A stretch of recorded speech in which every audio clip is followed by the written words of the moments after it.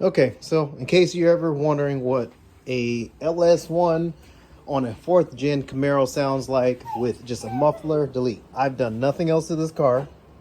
I mean, I've done some upgrades and things, but if all you do is a muffler delete, literally, I went to Bucky's, I had them chop off the muffler, and after that, weld up some pipe. This is what it sounds like.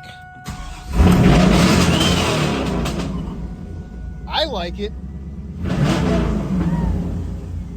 They like it. But just for you to know what it sounds like,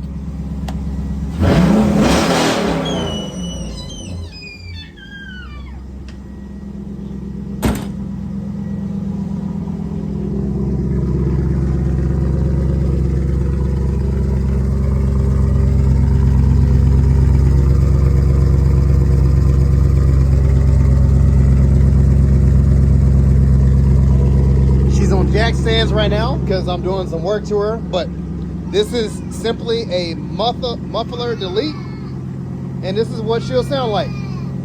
And this is how your kids will respond.